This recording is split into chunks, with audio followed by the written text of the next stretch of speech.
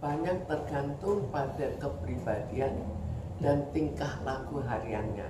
Jadi itu akan terbawa dalam keadaan di mana terjadi suatu masalah yang berat. Bisa dia bertahan dengan tingkah laku yang biasa sebagai seorang yang biasa memperlihatkan penampilan yang sebagai seorang selebritis, bisa saja dia tetap bertahan. Kita tahu, kita lihat misalnya pada seorang selebritis yang sedang sedih, dia tetap bisa menampilkan kegembiraannya. Jadi itu suatu kemampuan yang sudah tertanam dalam dirinya. Namun kemampuan itu bisa saja runtuh karena perasaan stres yang terlalu besar. Bisa dibilang dia menutupi keadaan ya Bu ya, bisa bilang. Dia menutupi keadaan, jadi perasaannya itu bisa ditekan. Padahal bisa dilihat Bu ya, dengan memakai jaket oranye itu, jaket tahanan, mental seorang itu bisa turun. Tapi kalau dia terlihat bahagia, terlihat senang, senyum, banyak mengumbar aura positif.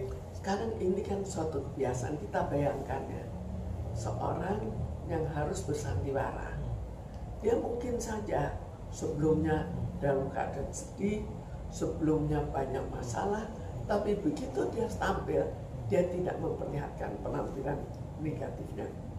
Bisa dibilang, oke. Bisa dibilang Niki bisa bermain wajah atau punya topeng ibarat untuk menutupi dia ibaratnya emang lagi terpuruk, tapi masih bisa ibaratnya. Sebetulnya bukan hanya Niki, tapi memang itulah kebiasaan selebritis yang harus bersandiwara di depan orang banyak.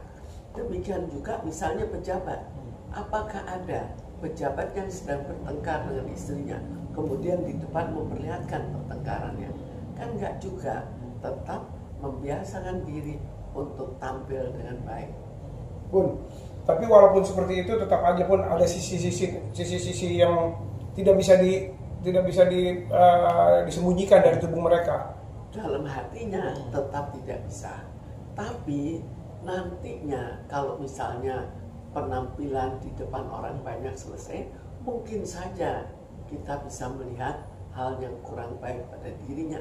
Perasaan sebenarnya bisa dikeluarkan, tapi bukan di depan orang banyak, karena inilah kebiasaan yang sudah biasa dilakukannya. Suatu latihan sudah biasa bahwa walaupun dalam keadaan susah, walaupun dalam keadaan stres, tidak diperlihatkan stresnya atau diperlihatkan hanya sebagian. Bu, bicara stres, ini kita ke kasus anaknya juga, kan menimpa anaknya Laura itu yang kena pelecehan seksual dan anak di bawah umur oleh Fadel, yang ibaratnya itu kan ibu bilang juga pasti ada stres, dia pasti kan mikirin anak juga, anaknya juga lagi sedang di ibaratnya kasusnya disidangkan. Jadi sekarang tergantung kemampuan untuk menutupi perasaannya.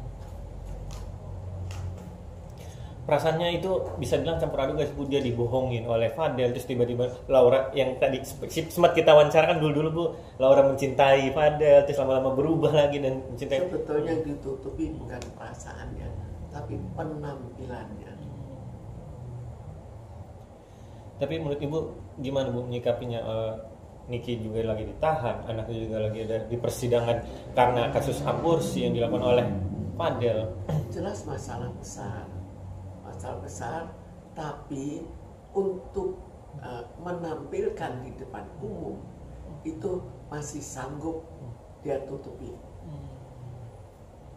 Kalau menurut Ibu itu kan Nikinya, kalau Fadelnya Bu, kan kita sempat pernah wawancara di awal-awal terkait Fadel yang bisa Ibu bilang Fadel bisa ketawa-ketawa, ternyata emang dia pelakunya yang minta aborsi ke Laura. Menurut Ibu, akhirnya Fadel minta maaf, tapi dia tidak minta maaf secara spesifik karena sudah ibaratnya minta aborsi dan sebagainya. Justru kita lihat seorang pemain sandiwara dan yang sudah biasa main sandiwara, jelas sangat mungkin bermain sandiwara juga. Demikian juga orang-orang yang tidak biasa saja bermain sandiwara bisa juga bermain sandiwara di depan pengadilan, tergantung pada kemampuannya. Kita lihat juga bisa orang kelihatannya baik ke calon mertua atau apa, padahal di dalamnya, di balik itu ada tujuan yang negatif. Itu kan semua bisa terjadi.